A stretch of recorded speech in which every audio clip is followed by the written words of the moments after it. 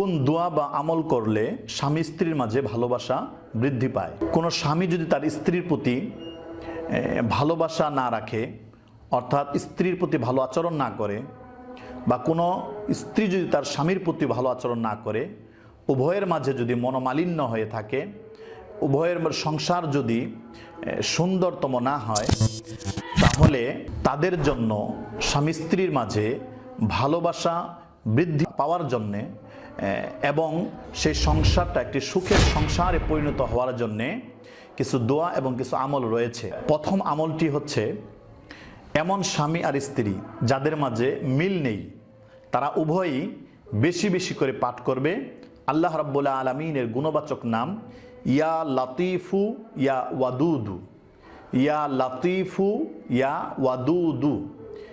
এই আল্লাহ রাব্বুল আলামিনের গুণবাচক নাম দুটি খুব বেশি বেশি করে পাঠ করবে আর আল্লাহর কাছে দোয়া করবে মনে মনে যে আল্লাহ আমাদের মাঝে ভালোবাসা বৃদ্ধি করে দাও, ভালোবাসা সৃষ্টি করে দাও।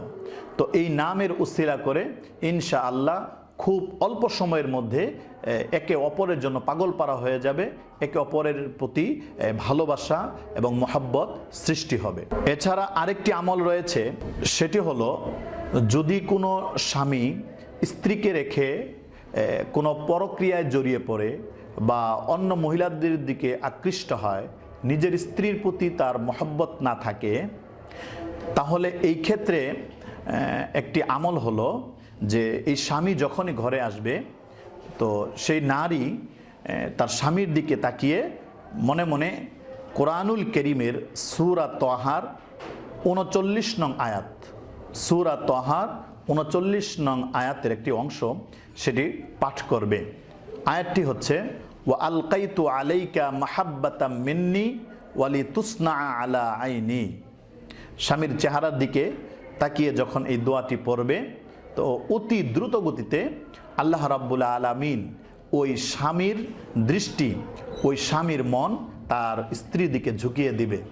অন্য কোথাও যদি সে গুনাহের কাজে লিপ্ত থাকে বা কোনো অবৈধ সম্পর্ক বা পরক্রিয়ায় যদি সে লিপ্ত থাকে, তাহলে সেখান থেকে আল্লাহ রাব্বুল আলামিন এই আয়াতের উসিলা করে তার স্বামীর প্রতি নজরকে ঘুরিয়ে দিবে। এজন্য কোনো নারীর স্বামী যদি ভালোবাসা স্ত্রীর প্রতি না রেখে অন্যত্র রাখে, তাহলে সেই নারী এই আমলটি করে দেখতে পারেন। এটি অবশ্যই এটি ফলদায়ক একটি আমল এবং পরীক্ষিত আমল। আয়াতটি আমি আবার পড়ছি, ওয়া আলকাইতু আলাইকা মাহাব্বাতাম মিন্নি ওয়ালিতুসনা আলা আইনি।